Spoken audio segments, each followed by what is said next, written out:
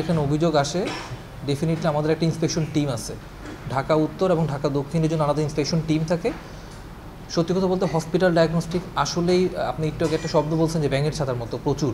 তো সেক্ষেত্রে ধরেন যে আমরা যাই, ভিজিটে যাই, আপনাদের যদি কোনো অভিযোগ থাকে যে অমুক জায়গায় কার্যক্রম ঠিকমতো চালানো হচ্ছে না বা রোগীদের ভোগান্তি হচ্ছে, ডেফিনেটলি আমরা আমাদের টিম নিয়ে যাব এবং প্রয়োজনীয় পদক্ষেপ নিব আমরা। এখন এই জুলাই মাস থেকে 25-26 অর্থ বছরের ওদের লাইসেন্স নবায়নের জন্য আবেদন ওরা করছে সবাই।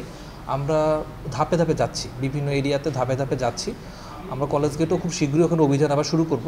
ওখানে গিয়ে আমরা আমাদের ইন্সপেকশন টিম নিয়ে গিয়ে যথাযথ ব্যবস্থা নিব।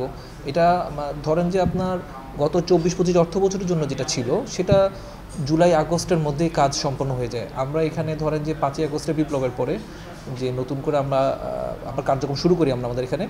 তো সেই ক্ষেত্রে ধরেন যে এই নতুন অর্থ বছরের জন্য আমরা আবার নতুন করে ইন্সপেকশন টিম যাব। প্রতি বছরই আমরা যাই, প্রতি বছরে যাই। তো এই বছরে আমরা আমাদের কার্যক্রম শুরু করেছি রিসেন্টলি, আজকে অলরেডি আপনার 21 তারিখ জুলাই মাসের।